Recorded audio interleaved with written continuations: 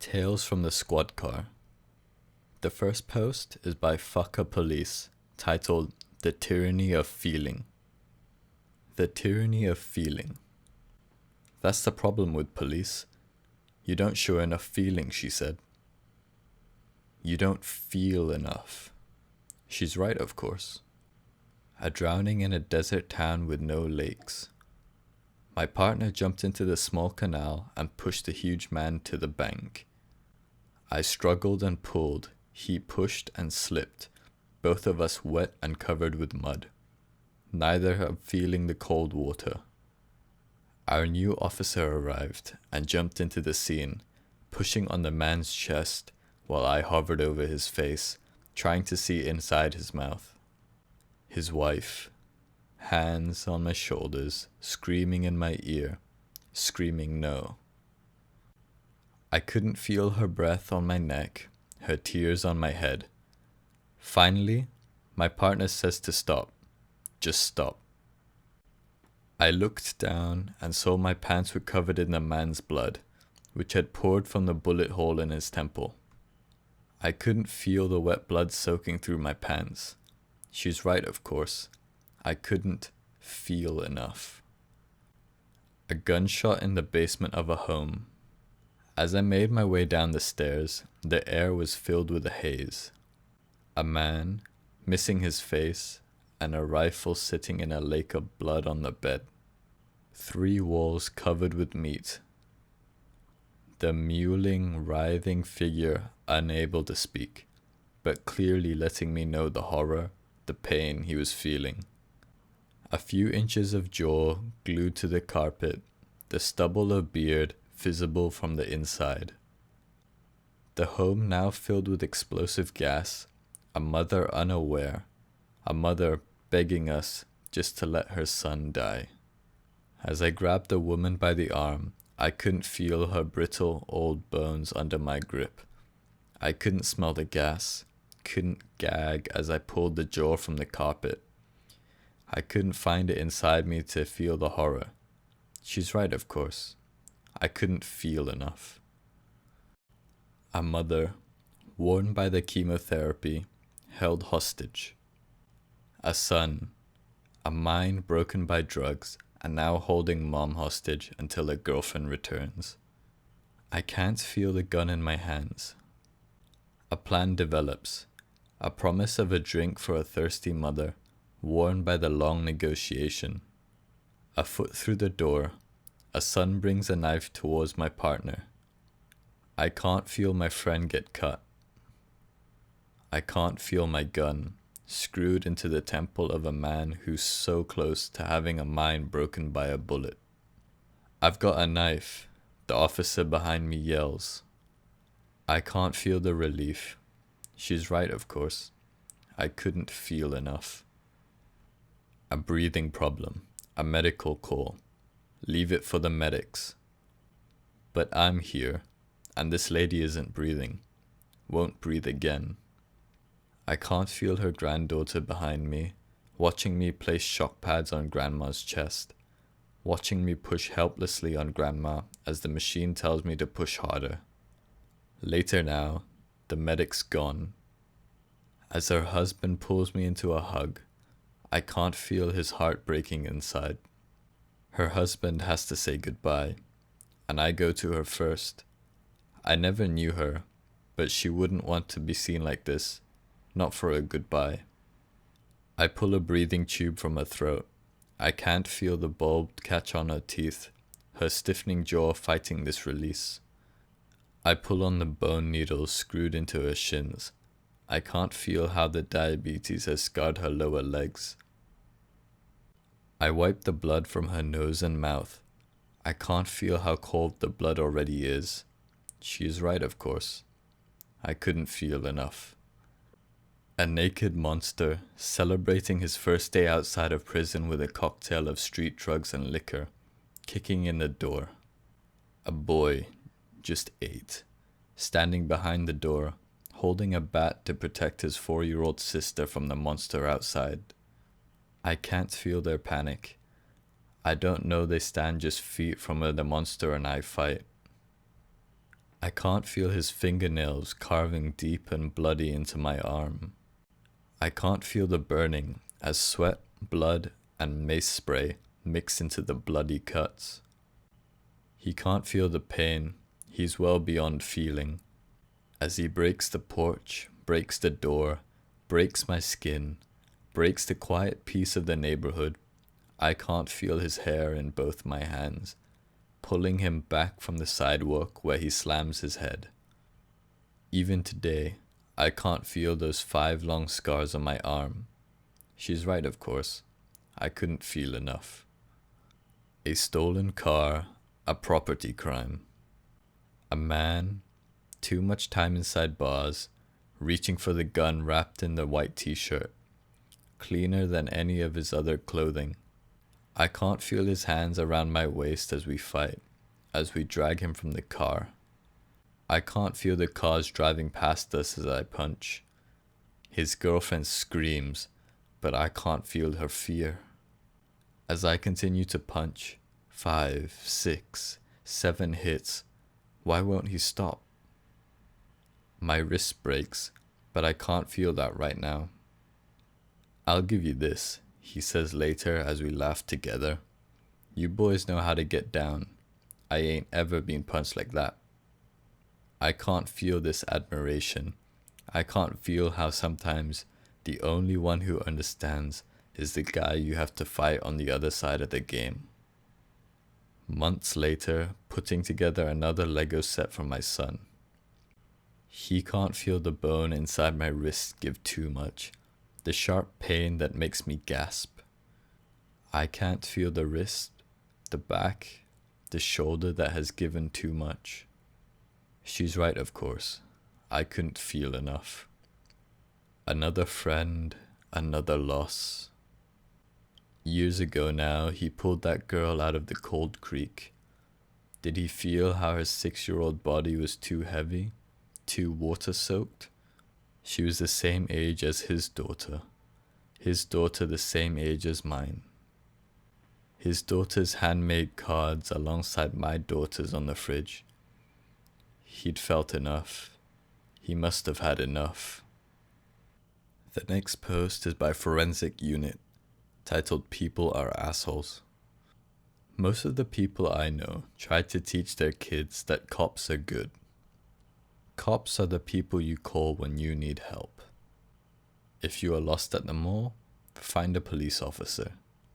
Cops are to be looked up to and respected. They always do the right thing. And yet, sometimes the right thing is the hardest, and from a child's eyes, meanest thing you can do.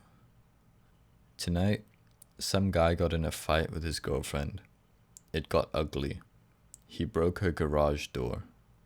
She threw his son's piggy bank onto the front lawn, shattering it.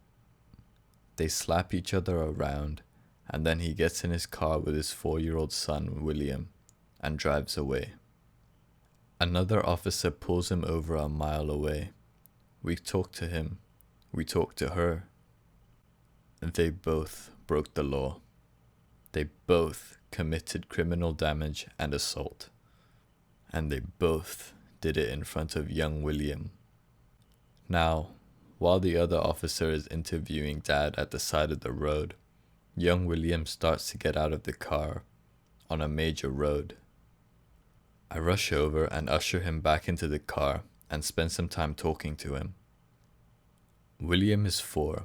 He's maybe 3 feet tall and can't weigh more than 60 pounds. He's wearing shorts, only shorts. It's too hot for a shirt, and Dad said he didn't need shoes. His words. I agree.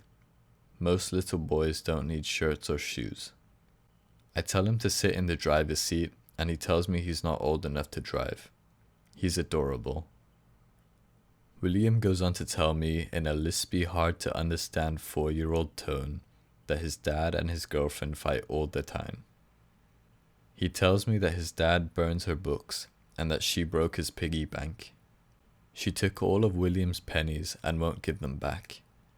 She also stole all of Dad's money. I asked him why she took his money. His reply? because she's a bitch. Pronounce bits if you are 4. This little boy has absorbed all the violence, all the hate, all the anger, and all the name calling. 4-year-olds shouldn't be telling you that your dad's girlfriend gets all pissed off all the time. By this time, the other officer determines that not only did his dad commit domestic violence, but he's also impaired due to alcohol and driving.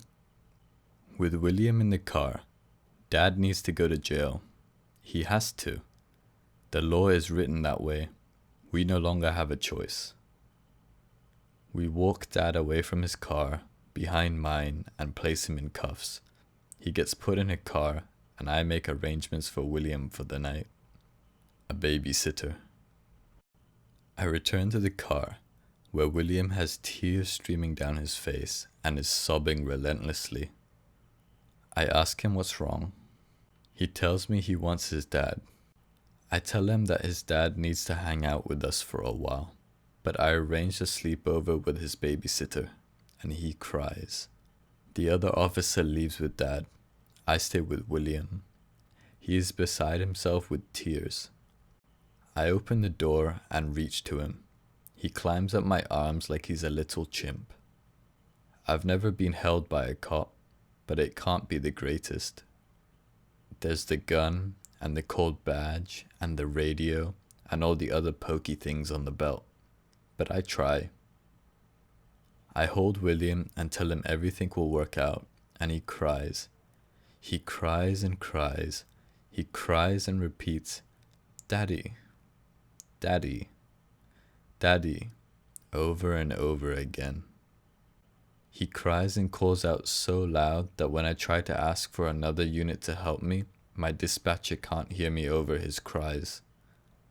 And I pace and I bounce and I pet his hair, and I whisper and I touch my forehead to his, and I rub his back, and he cries, and he wants his dad. And here I am, at 1 a.m. on the side of a road, in the red and blue strobe of a big steel cruiser, dressed in black, with more accessories than a Barbie playhouse on my belt, holding this shirtless, sobbing, tearful 4-year-old boy who wants nothing other than his father. And I start to cry. And I feel like shit, and I want my son. And I want so desperately for his dad not to have fucked up so badly. And while he repeats his cries for his dad, I hold his head close and tell him it's going to be okay. And he sniffs and says, "Okay." But it's not, and he knows it, and I know it. And we walk on the sidewalk as I hold him and we cry, and nothing is okay, because this 4-year-old sponge who knows that Dad and his girlfriend fight, and knows that she is a bitch, and knows that she has his pennies, now also knows that the cops took his father away from him, and he will never forget it. The babysitter shows up and takes young William from me, and in a way, I really don't want to let go. I want to keep him and tell him that it will be better. I want to be there when Dad gets back, so I can show him that it did get better. And the babysitter tells me that Mom left when he was 6 months old, and I choke.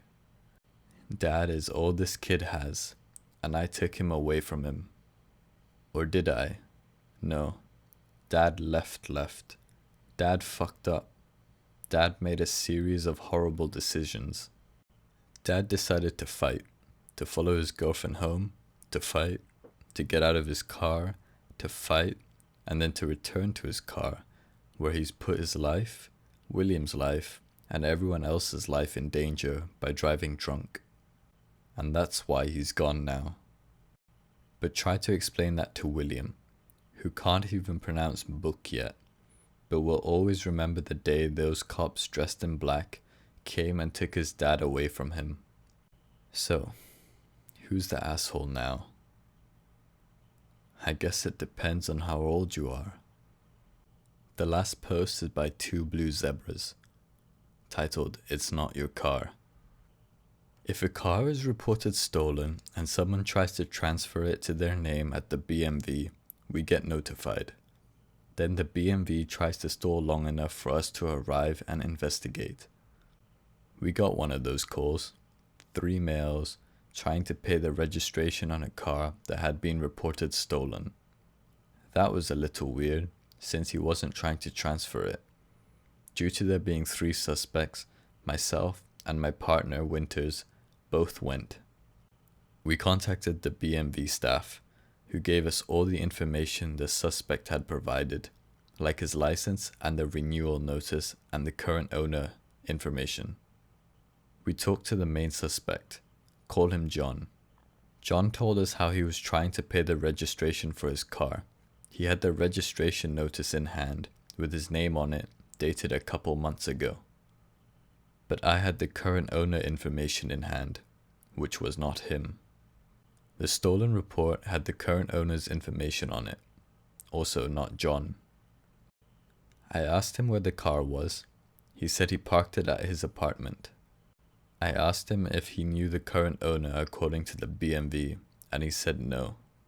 So I asked him how the car got to his apartment, and he said he drove it there. He told me he went on vacation for 6 months. While on vacation, he left his car parked on the street. When he came back, it was gone. A few days later, walking down the street near his house, he found his car in a different spot. Since he had the keys, he drove it home. He realized the registration was nearly expired, so he came in to pay it. John had one other critical piece of paper, a proof of lien sale from a tow company that he'd found in his car, and that told me John had stolen his own car, as it was no longer his car. John parked his car in a no parking zone, and it was towed away. The tow company did their due diligence and sent certified mail to John's old address that was on file with the BMV. The tow company told John that he needed to come pick up his car, and he would have to pay to get it out of impound. 2 months later, John was still out of the country, and he had moved, so he never got a notice. By that time, the storage fees were worth more than the car, which allowed the tow company to sell the car off to pay the debt. So they did. And by a matter of pure coincidence, the person who bought it lived down the street from John. John happened to find it, completely unaware that he was no longer the owner, and committed a felony by stealing it with the keys and driving it to his home. Winters and I reviewed the paperwork, discussed the explanation, and decided John didn't need to go to jail. John gave us the keys and we returned the car to the current owner. John was curious how much the tow yard sold it for. The paper he had showed they sold it for $1,200. John felt better because he only paid $500 for it.